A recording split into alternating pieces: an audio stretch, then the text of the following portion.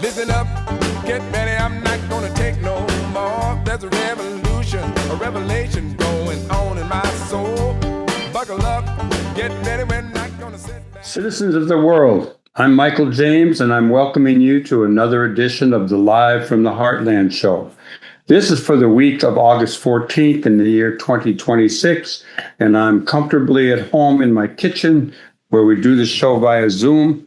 Today we have a couple of really good guests. We're going to have Leila Wills from the Black Panther Historical Trail talking about that project. And then we're going to go up to Michigan and talk with Paul Draus, who was once upon a time a producer and host of this show. And he's going to talk to us about Michigan elections, about whales, all kind of things that he has encountered in recent weeks. I'd like to share a few things before we get going with our guests. We always appreciate your support, that you tune us in, you listen to us, you view us, and you can always reach us to support us in any way you like at livefromtheheartlandshow@gmail.com. And our mailing address is Live from the Heartland, 1509 West Lunt Avenue in Chicago, 60626. In perusing the news, which I do a lot of the time, here's a few things I just would like to share. First of all, the war in the Middle East continues. Up in Wisconsin, in a very close election, Francisca Hong, a state representative, narrowly lost to a fellow named Cowley from Milwaukee by 0.4 percentage points. Very close. Crowley was endorsed by the retiring Governor Evers. Hong had some prominent progressives, Ro Khanna from California, Ilhan Omar from Minnesota, but did not get support from Bernie Sanders or Alexandria Ocasio-Cortez. Up in Minnesota, the Democratic Farmer Labor Party had a primary for the Senate seat, and Peggy Flanagan, who is the lieutenant governor, won that race.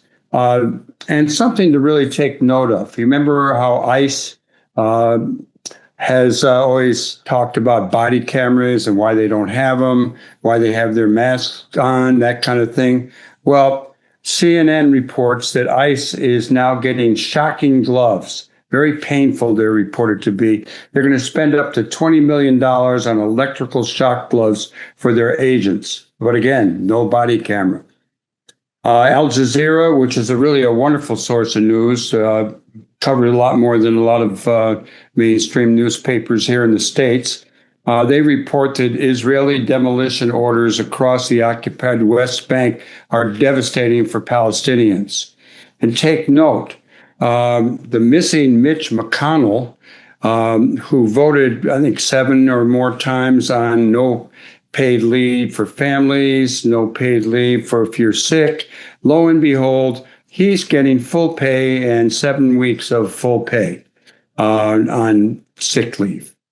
Here in Rogers Park, we've had a lot of rain, a lot of storms, just like a lot of other people around the Midwest. And we lost some really beloved trees. There was one in front of my house that came down a little over a week ago. And very promptly, our alderwoman and people had that cleared so people could walk along the sidewalk. One thing that I learned today was that Mayor Brandon Johnson, he moved recently to tighten data center rules in the city, and he's calling for state lawmakers to follow suit. He suggests that Springfield legislators, including the governor, aren't doing enough, and while we strengthen protections here in Chicago, this is a quote, the state must ensure that data centers protect our water, invest in energy affordability, and support public benefit agreements, and account for their cumulative impact on environmental justice communities. Okay, that's it for the introduction. We're going to take a musical break. Our engineer Hal's going to bring us a little tune. And we'll be right back with our first guest. Please stay tuned here on the left end of your dial or however you're getting live from the Heartland, be it Lumpen Radio, WLUW, Loyola, be it Apple Podcast, and of course, CAN TV, as well as youtube.com/Heartland Media. Thanks a lot. Be right back with our first guest.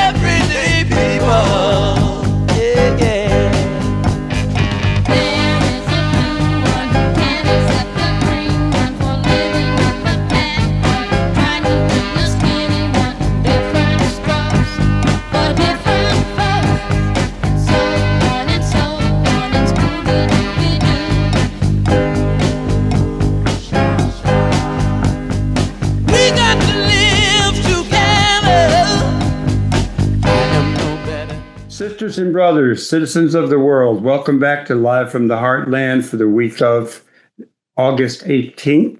And our first guest is someone who's been on the show before, and I've gotten to know her through the project she's involved with, which is the Historic Preservation Society of the Illinois chapter of the Black Panther Party, the Black Panther Party Historical Trail, the one and only Leila Wills. Good day to you, Leila. Good day, Mike. Thanks so much for having me. Well, it's good to have you back. We did report on this historical trail of the Black Panther Party here in Chicago, and there have been a number of events I've attended. I was at the McCormick Boys Club when you dedicated a plaque there, and then at the Church of the Holy Covenant in Lincoln Park. Why don't you tell the listeners and viewers a little bit about what this project is all about? Yeah, so we have built the Black Panther Party Heritage Trail in Illinois. This work started back in 2020, and it took us about 3 years to list the Black Panther Party in Illinois on the National Register of Historic Places. That was a huge accomplishment because the party, as you know, most of the properties associated with the party have been demolished. So it was quite an accomplishment for us to get a thematic listing on the National Register. So that we achieved that in late 2023. And since then, starting in 2024, we were actively building the Heritage Trail. And the Heritage Trail we have identified almost 200 locations where the party and the Rainbow Coalition operated within the city of Chicago and the state of Illinois. So, of course, we can't start it with that many locations. So we started it with a selected 13 sites. And these first 13 we're calling the inaugural trail. And we did dedicate 3 plaques so far. So each of these sites, the goal is, we still have work to do. The goal is to have historical bronze casted plaques at each of these locations. So we dedicated the Better Boys Foundation at 1512 South Pulaski. They can go on our website and view pictures and the video from that. And that was the first location of the Panthers' Free Breakfast for Children location. Chairman Fred Hampton and Deputy Minister of Education Billy Che Brooks started that breakfast program there on April 1st, 1969. Then we have our only site in the inaugural trail outside of Chicago is in Peoria, where Mark Clark started the Free Breakfast for Children program at Ward Chapel. And your listeners may know, I know you know, that Mark was assassinated along with Chairman Fred on December the 4th, 1969. So we thought it was very important to include Mark in the inaugural trail.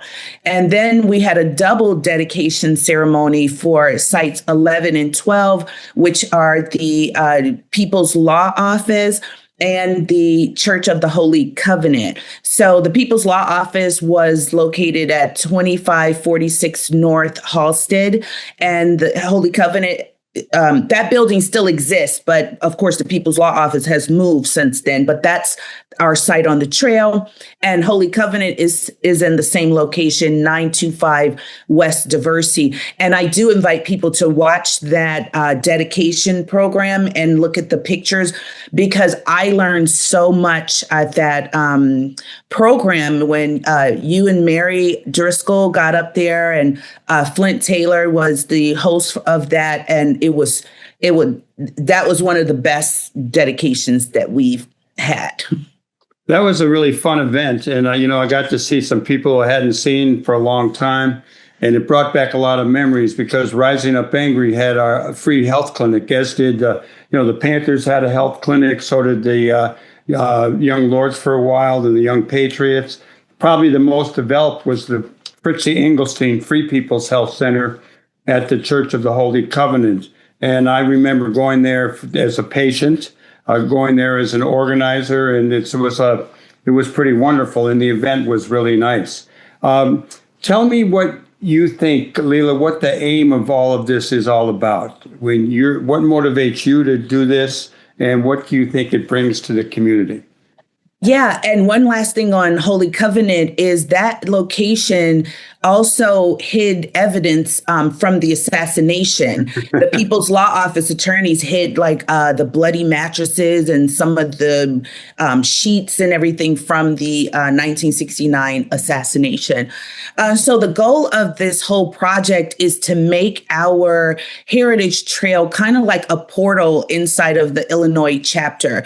So what happens in recent years, there's been a lot of new interest in the Black Panther Party, in Fred Hampton, in the Rainbow Coalition, and resources are not easily available. So they're out there if you do a lot of digging, and we get a lot of inquiries and people coming in from around the country and around the world trying to learn more about what actually happened during that time. So our goal is to make the website a portal. You have the FBI files, these locations.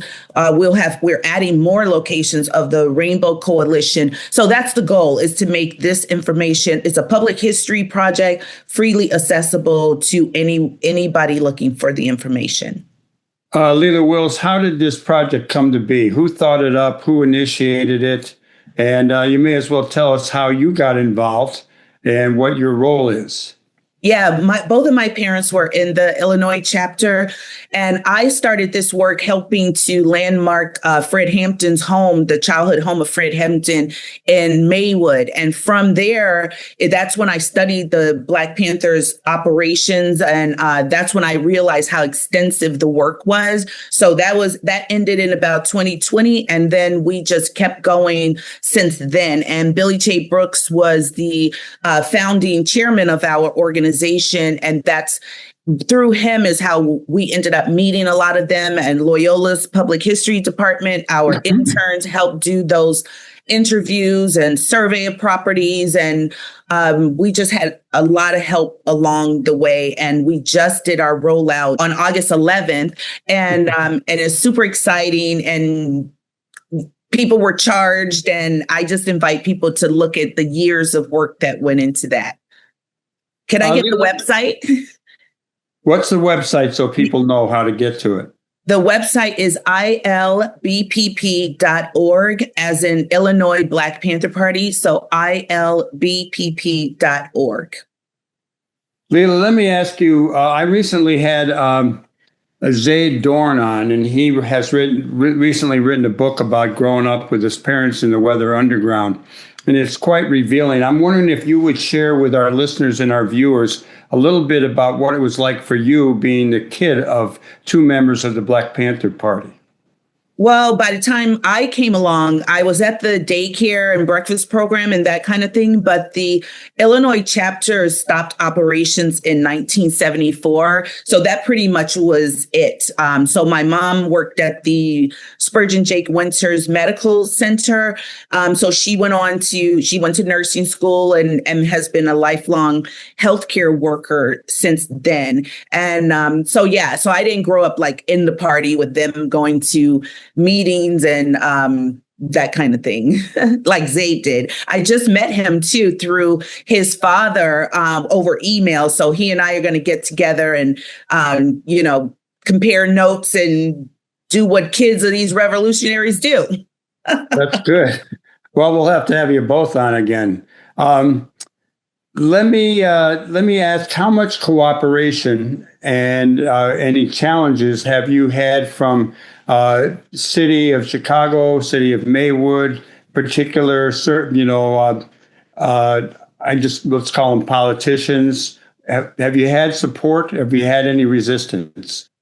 We've had support from the state of Illinois, from a councilwoman in Peoria, and it is now, we have alderman support, like we have plaques that are going to be in several wards throughout the city of Chicago. Now will come the test, though, because to have our plaques installed into city sidewalks will require an action from city council. So we are in the middle of preparing the ordinance, a draft of the ordinance and those kind of things. So I'll have to keep you posted if that's when the opposition will come. Have you had any resistance to the project? No, we haven't had any resistance. Some of the resistance the only resistance we've had has been kind of, internal, like conflicting, but that has been minor. The party we have most of our members are former members of the Illinois Party and the Rainbow Coalition, and we've been very fortunate to have support throughout the way. What are some of the other plaques that are going to go up? So far, you have the Breakfast for Children, you have the People's Law Office, and the Church of the Holy Covenant. I think there are 13 plaques going up. A total of 13. What are some of the other locations and what went on at those spots? Yeah. So site number 5 is the People's Church, which is now Epiphany Center for the Arts. And that is 201 South Ashland.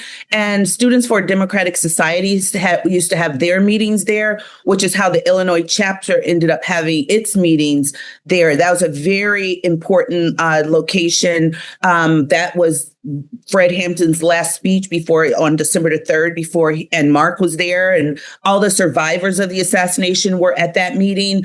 And so that's one of them. Site number 1 is headquarters, where headquarters used to be 2350 West Madison. Then there was each of these have so many stories. I'm just trying to run through the sites right now. Okay. Because Alderman Sammy Rayner was the Panthers rented that space from him, and he was an alderman, but he was also a Tuskegee Airman. So he has his own very rich history. Then we have site number 2 is 2337 West Madison. That is the assassination site. Site number 3 is St. Dominic's, which was on the near north side in Cabrini. 357 West Locust. That's where we had a breakfast program and Rainbow Coalition organizing. The medical center, Spurgeon Jake Winters People's Medical Care Center, which is 3650 West 16th Street. I hope I'm not mixing up those numbers, but it's on the website. And that's where they did sickle cell anemia testing across the street at Penn Elementary. Site 7 is the National Committee to Combat Fascism office, the first one on the south side, which was 253 East 35th Street. And then the south side headquarters, 4233 South Indiana. Allgale Gardens, 13300 South Langley was a breakfast program. I think that might be all of the 13, I believe. I could be leaving one out, but yeah. Close enough. Madden Park, Ida B. Wells. There was a breakfast program in Ida B. Wells at Madden Park Fieldhouse, 3800 South Rhodes. So you see, those are multiple wards, multiple neighborhoods on the south, north, and west sides. So we have to work with quite a few of our aldermen to make this happen. Well, we have a more friendly bunch of aldermen these days than we did back in those days. Yeah, for certain. You have an event coming up, and why don't you share a little? That's what prompted me to get back in touch with you. Tell us what's coming up, Leila. Yeah, so on August 18th, in the evening at 6 p.m., we'll be doing a library presentation at the Edgewater Library. It's from 6 p.m. to 7, and we will be talking about the various locations of the Black Panther Party and what went on there, especially on the north side. So we're looking forward to that. So I'll be there along with members of the party and Rainbow Coalition. Oh, I'll have to come to that one then. I'll put it on the calendar. Yeah, it's totally free, and they just need to go to Edgewater's Library's website to register and just come on down. We start at 6 and it's over at 7. And do you have the address? I know it's on Broadway. It's just south of 6400. Yeah, I want to say it's 6000 North Broadway. Could well be. We're talking with Leila Wills of the Black Panther Party Historical Trail, officially the Historic Preservation Society of the Illinois chapter of the Black Panther Party. Leila, how about taking a deep breath and telling us what your hope for this project is?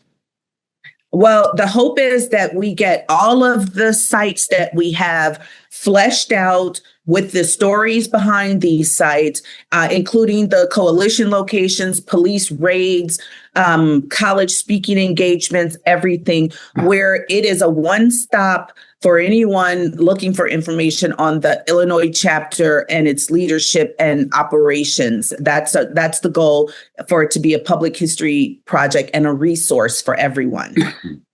You know, at the time of the Black Panther Party, as well as the Young Lords, the Young Patriots, Rising Up Angry American Indian movement, it was a volatile time in this country.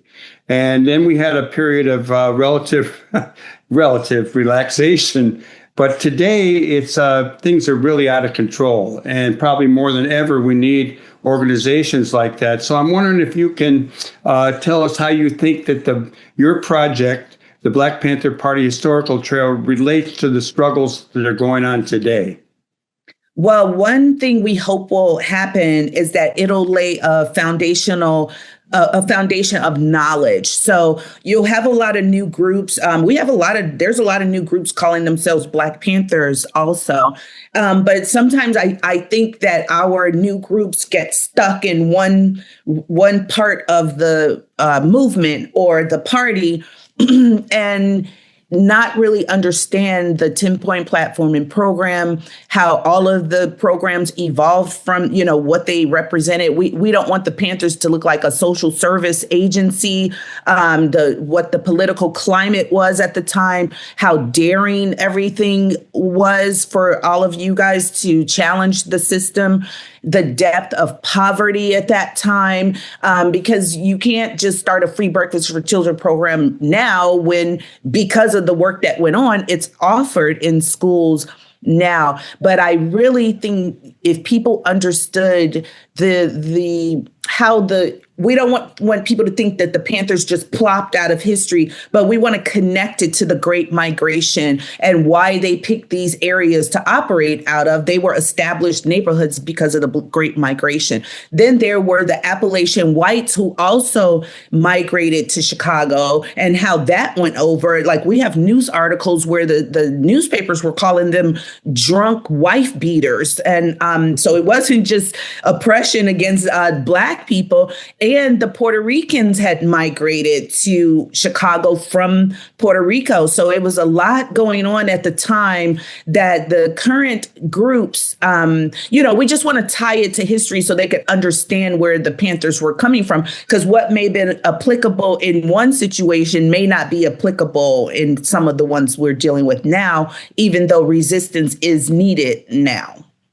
Leila Wills, we want to thank you for coming on the show. And as we go out with this segment, how about telling us what your hopes are for the future of humankind? How's that? Oh, for the future of humankind.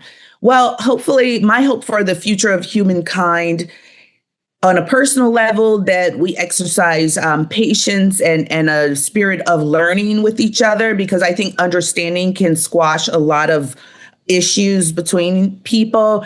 And other than that, I mean, I just don't know what to say about the global climate and where it's going, because I'm so involved with the work that has gone on before. And sometimes the work that's going on currently, we may not even know for a few years, because people who are working behind the scenes a lot of the time. So we may not know. A lot of the people that come out and get platforms and are loud may not actually be doing work to change things. So I just want to have faith in good people that the work will continue and the beat goes on.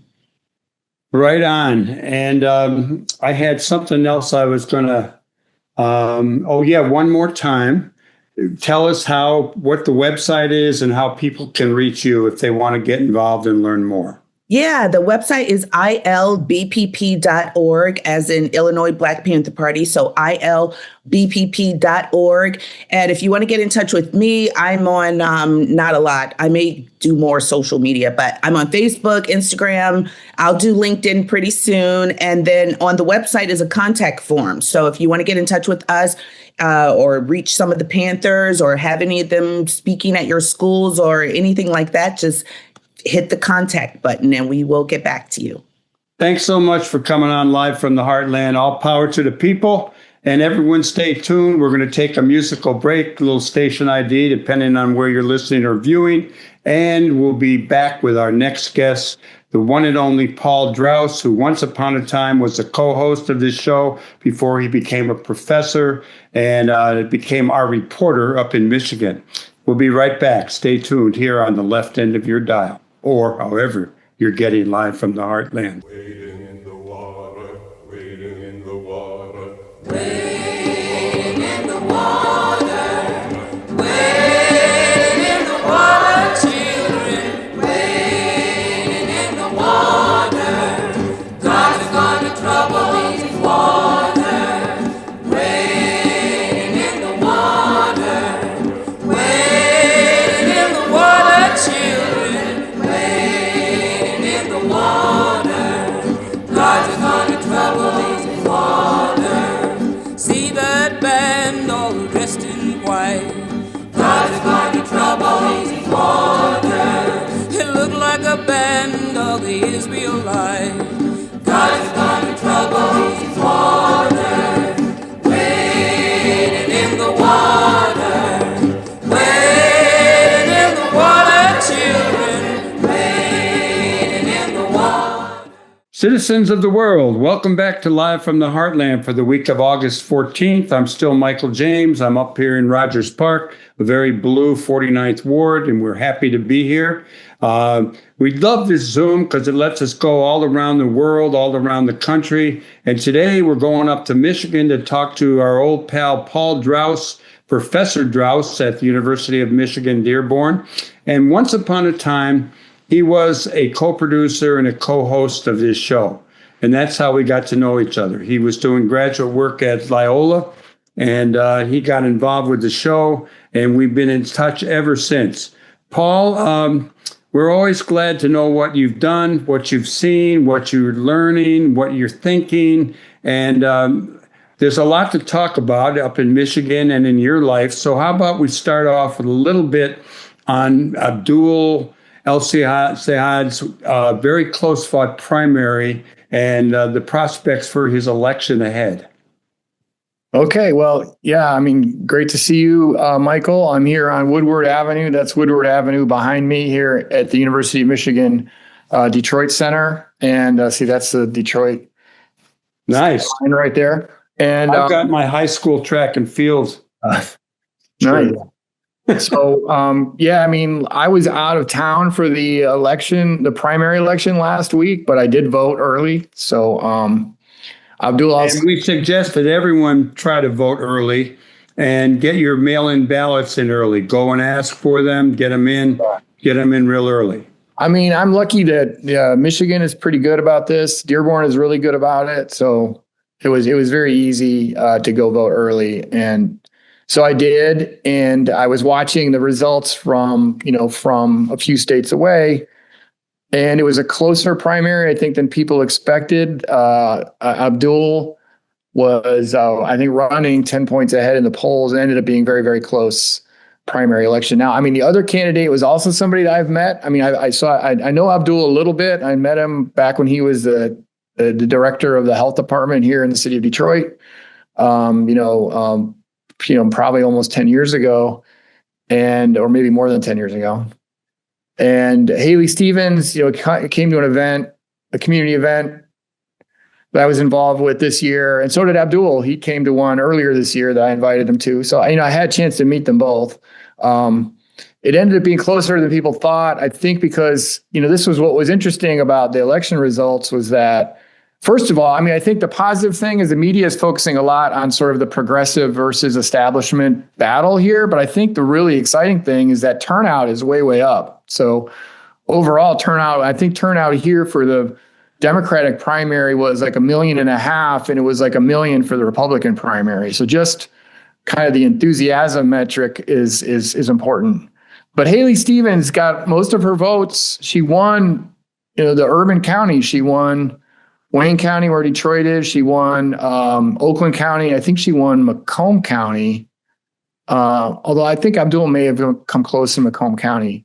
And Abdul actually won in like Grand Rapids, which is known as being a more conservative, county, and in a lot of the sort of outlying rural areas, as well as kind of university towns and things like that.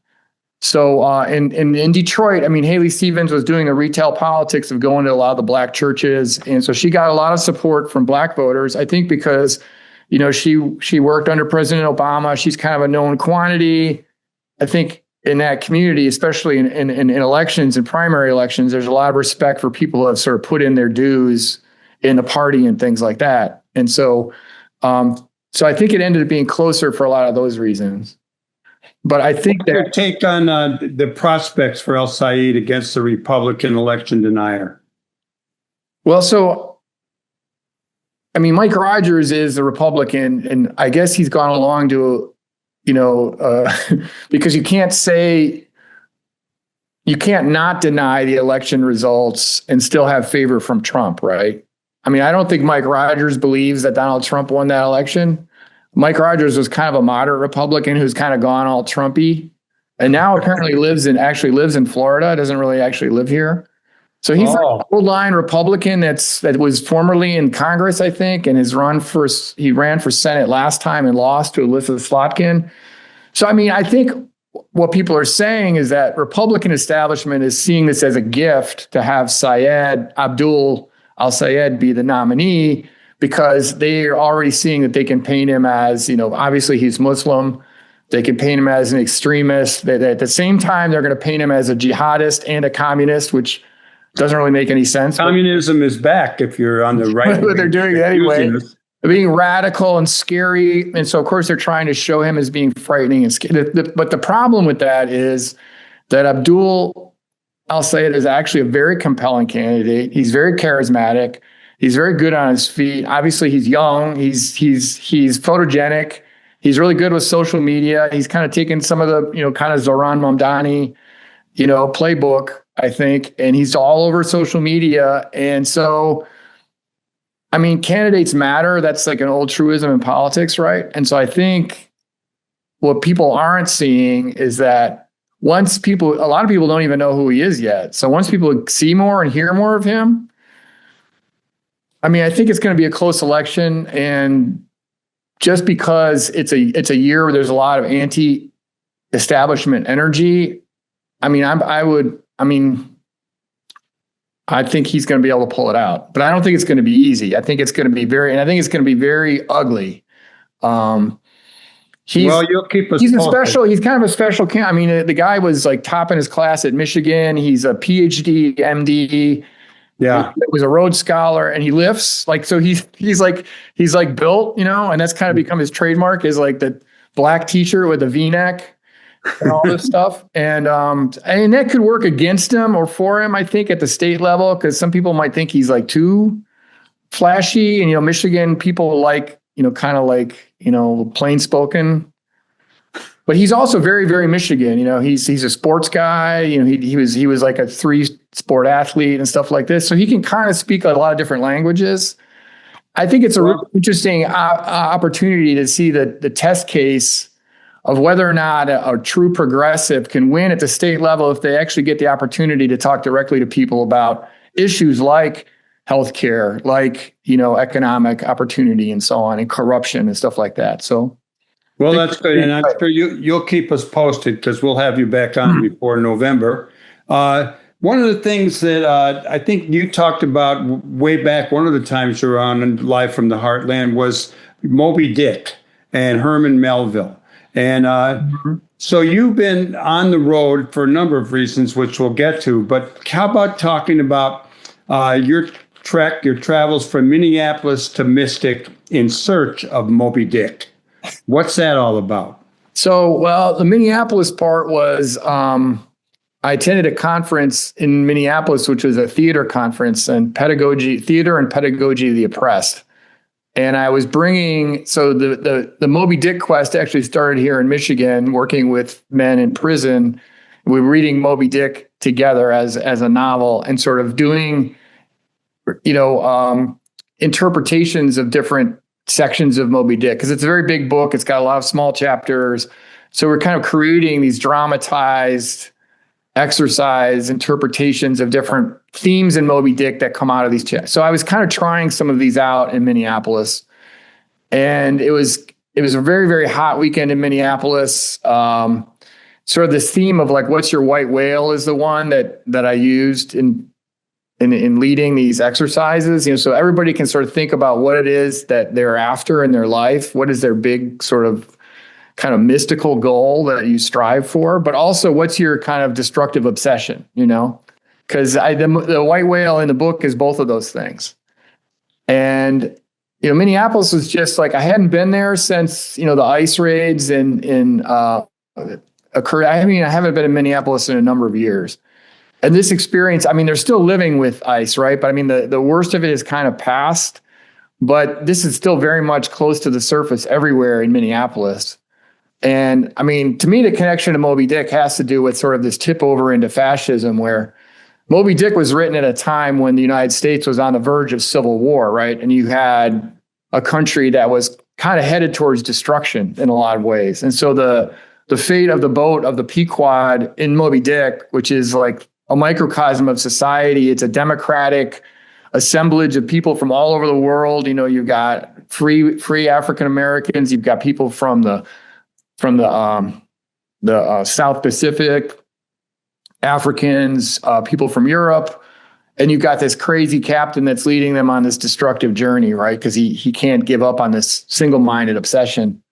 But you also have the vision of the narrator, Ishmael, who really wants to embrace all of the world. And for him, the whale represents something you can't ever fully get. You can't control nature. You can't control, you even can't even control like the dark side of yourself. You have to come to terms with the dark side of yourself. And so it kind of becomes this war between different visions of what America is or what democracy is. And I think it was really powerful for me after doing that to go and walk to the George Floyd Memorial and the Renee Good Memorial, which within like a mile of each other in South Minneapolis, and see how people have built basically very democratically these living monuments to what has happened in Minneapolis, and within like a mile of each other. And I think the spirit of the people showed in Minneapolis and are still showing there is, to me, very, central to what this country ought to be about, right? It showed us that, fascism, we have ascendant fascism, but fascism didn't win there because people showed up, and people showed up for their neighbors. You know what I mean? In a very, very powerful way. And that's like, I think it's galvanized that community into, that's part of who they are now at this point. So then I went from there. I traveled to Mystic, Connecticut to see my sister, but they also have this Moby Dick readathon there every year on the whaling boat in the Mystic Seaport Harbor, where people stay up all night and they read chapters from this book, from the 19th century. And I got to read a couple chapters there. And then I drove to Pittsfield, Massachusetts, which is where Herman Melville wrote Moby Dick, at a farmhouse there. And they also were having a Moby Dick readathon. So I got to read another couple chapters in Pittsfield. So it became like a whole thing. And then I went to go to Nantucket on the ferry, and the next day I went to actually go see whales. So that kind of like. Did you see whales? Finally in New York, I went to Melville's grave and his plaque. That I think maybe you saw the picture of the plaque in New York, because he lived his last 20 years in New York City basically in obscurity, because Moby Dick was a failure as a novel, as most of his novels were. So nobody really knew who he was anymore. The last 20 years of his life when he's living in New York. When you were in Nantucket, did you actually see whales? Not in Nantucket, no, because it's like a ferry that goes straight from New Bedford, and you go past Martha's Vineyard and you go out there. And Nantucket is a little bit, it's a lot of rich people in Nantucket. The one thing I kept thinking about while walking around Nantucket was that if Melville was writing Moby Dick today, it wouldn't be about Nantucket. It would be, it would be about like soldiers in Ukraine or firefighters in Spokane or something like that. It would be about the immigrant people that are working in Nantucket, because everywhere I went in Nantucket, I saw landscapers like from, Latin America, and landscape trucks everywhere. You have fancy cars driving all over the place. And then half of the other vehicles are like pool maintenance vehicles, window cleaning vehicles, gardening trucks and stuff like that. So it's a weird place. It's nothing like the Nantucket, that Melville wrote about. Although apparently he didn't really even visit Nantucket until after he wrote Moby Dick. New Bedford, though, if you've ever been in New Bedford, is a really cool city that's still very like kind of gritty place, harbor town. And they have a great, fantastic whaling museum there. And I saw Bill Murray in New Bedford. He was trying to check into the same hotel as me, and they wouldn't let him in because he didn't have the right ID. And so he stormed out. He stormed out to try and find another hotel. I thought that's pretty interesting. You should have let him share the room. Fellow Chicagoan. I thought about it, but he didn't seem like that open to it. It would have been like Queequeg, like Ishmael Queequeg, me and Bill Murray sharing a bed in New Bedford. So you didn't actually get to see any live whales, though. But I did. No, I went on a whaling cruise out of Barnstable, which is in Cape Cod, and that went out past Provincetown, and that's where the Stellwagen reserve is. And that's like a marine reserve where there's a lot of whales that feed there and breed there. And so we got to see, actually a lot of humpback whales. Nice. And some porpoise dolphins too, and some other things. But that was great. I had never seen them that close before. And it's interesting. Big. They are big. Yeah. The humpbacks are not as big as the sperm whales. The Moby Dick is about the hunt for sperm whales. But the humpbacks are a lot of fun. They do the flips up with the tails and stuff like that, and the rolls and things. We didn't see any breaching whales, but that was kind of the end to that part of my journey, is to see the whales.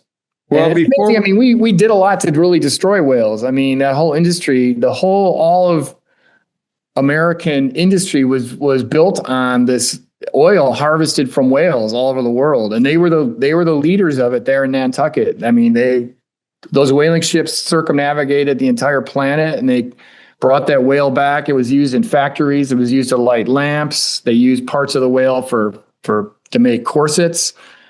So we really did a lot to try to wipe out whales. And the fact that it's an industry now to go and watch them is kind of interesting. Paul Draus, before we move on to a couple other things on your travels, in your notes to me, you had thrown in something like whales as indigenous people. Can you give us a little hit on what that's about? Well, so this actually is a thought that came to me when I was in Minneapolis, because at this theater conference, every day they had a line dancing session in the morning. And the guy leading the line dancing session was talking about how line dancing was something that was started by enslaved people, right?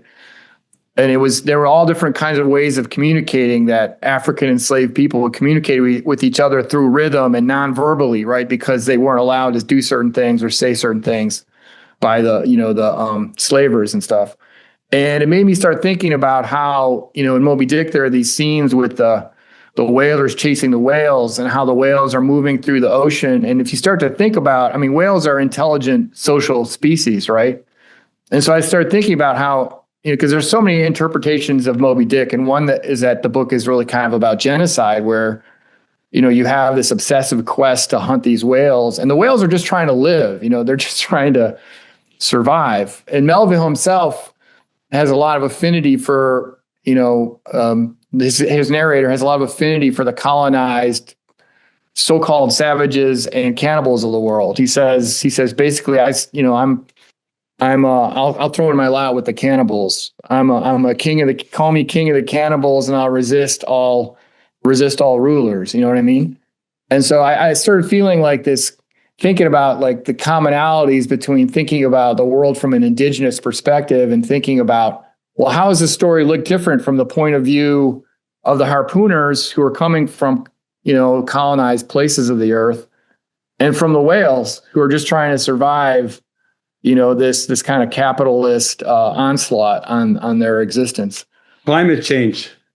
Well, yeah, driving the whales. Now it continues in other ways, right? So now we're not killing whales for industry, but obviously they're threatened in a lot of other ways. But I guess Melville's bet in at the end of Moby Dick, of course, the whale wins. So well, that's good. I haven't read it. I guess the question is out there: who's going to win out if we continue on this quest to dominate everything, to ignore climate change? Are we going to win, or is nature going to win? I think if you follow Moby Dick, I think it's nature that's going to win if we continue on that quest. Well, the basic contradiction is people or humankind versus nature. And nature has been really throwing some punches lately. Yeah, they're going to win. The ocean will win, Let me, we got a couple of more things I want to ask you about while we still have some time. I didn't talk to you about this, but I know that you went to a conference, Society for the Study of Social Problems. Yeah. Can you tell us a little bit briefly before we go on to some sports? What was that conference all about? Well, so Triple SP, as they call it, is like it used to be the insurgent sociologists, and they became Society for the Study of Social Problems, I think in the 50s or 60s. They were kind of like the more radical alternative to the American Sociological Association, which is sort of the more ASA.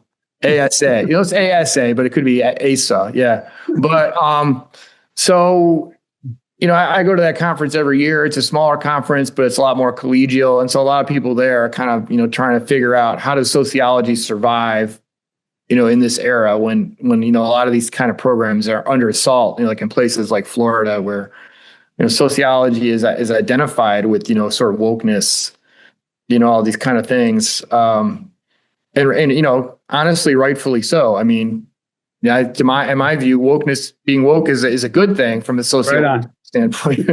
But the conference next year is going to be in Chicago. So good, I'll go. Hang on it. Yeah. As a former sociologist. Yeah. Maybe you could come down and we can set you up to do a radical sociology talk. Well, we'll look forward to next year. Now I want to move on to the end of the show is like the back pages of the newspaper. So I need for you to talk. We have a couple of minutes, a little bit on your trip to Kansas and the World Cup, and then we'll go back to Michigan and to Windsor and talk about a bridge. Yeah. So, my brother and I did like this has been a summer of like these kind of like spiritual quests, I guess. We drove together with my son from Michigan to Chicago, and then to Des Moines, and then to Kansas City. We had tickets to see Algeria play Austria, which wouldn't have seemed like a remarkable game, except for the fact that the Algerian team had been kind of adopted by the people of Kansas because their home base was in Lawrence, Kansas. And to me, it was actually probably the most progressive place in Kansas. Yeah, well, it was the heart of the Free Soilers during Bleeding Kansas, right? Was in Lawrence, and It's also where Athletes United for Peace started too. That makes sense. So there were a lot of people rooting for Algeria there in Kansas City, but in our row there were people that were rooting for Austria, there were people that were rooting for Algeria. We were rooting for Algeria, but it was actually a great kind of moment of sort of like, Athletes United for Peace and Brotherhood. Everybody it ended up being a great game. It was a kind of crazy back and forth game. It ended up as a 3-3 tie in like the last the last minute, I think, of extra time. And we were all just on our feet, and everybody afterwards was just like, I have a picture of, we had like my son and a guy from an Algerian guy, and then some people rooting for Austria all together. I mean, to me, it really, in spite of all the corruption and commercialization of that tournament, I think at its best, it really shows the best of what sport can be and how sport can bring people together, and to me, that was what I really took away from it. I was glad to be able to be a part of that, as much as I have my issues with the organization. And yeah, we've talked a lot about the World Cup. I got to say, I really, I enjoyed watching. I watched more, soccer or football than I ever have in my life. Paul, we only have a couple minutes. Right near you, there's a new bridge, and we've talked about it briefly, but give me a real short thing on the Gordie Howe Bridge. Yeah, so Gordie Howe Bridge, named after, again, an athlete, a great Canadian-born hockey player that also played many years for the Detroit Red Wings. So it was kind of seen as appropriate to name this bridge connecting the U.S. and Canada after Gordie Howe. I think the really important thing about it is this represents a bridge that's publicly owned and not owned by a private owner. The existing bridge in Detroit is called the Ambassador Bridge. It's actually owned by one family, the Maroon family. And so for many years, the governors, Republican and Democratic governors, have wanted an alternative to having this one privately owned bridge connecting U.S. and Canada. So this was a deal that was made under Republican governor. Yeah, Canada paid for the bridge, but we'll get paid back through the tolls on the bridge. It's really a tremendous engineering accomplishment.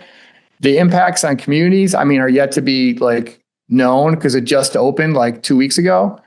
But it's a huge infrastructure, addition here.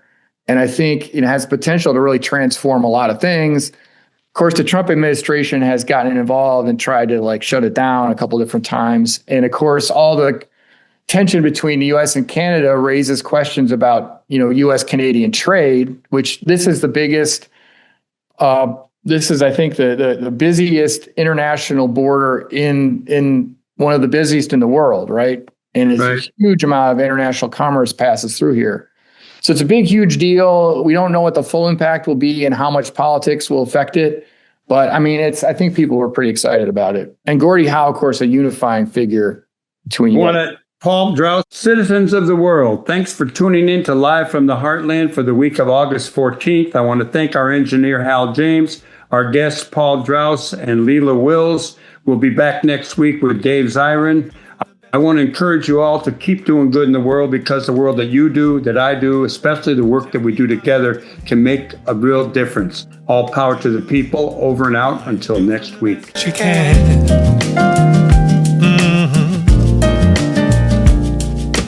Over the mountain, Thank you for watching the under Live from the the big blue Heartland sky, show. you got a dream New of episodes waiting. air every Friday I beginning can at 9 see a.m. it Central in your Time. eye. It may Episodes not air come each following Thursday on easy, CAN but TV, you know 9 you've got p.m. a friend. Sweet Home Chicago. I'll on be Channel by your 21, side the or entire streaming ride. everywhere Just else let me at hear you say cantv.org. amen. Are you doing? Audio episodes go live on WLUW Are you Saturday doing 9 the a.m. best you on can? the left end of your dial at 88.7 FM, or streaming Tell me, everywhere are you worldwide doing? at WLUW.org. Are you doing the best you They're can? available on Apple and Spotify podcasts by looking up Live from the Heartland on either platform, and are also broadcast on Lumpen Radio Friday at 9 a.m. on 105.5 FM and streaming at Too lumpenradio.com. done. Est-ce que I'm tu Michael donnes James, and I'm glad to have le been your meilleur host. de toi-même? Until next time, Si tu remember, do good in the world, because the world needs all the good that you do, that I do, that we do together. All Le power meilleur to the de people. toi-même. Over and out. Quand tu l'aimes, are you doing the best you can? Tell me, are you doing? Are you doing the best you can?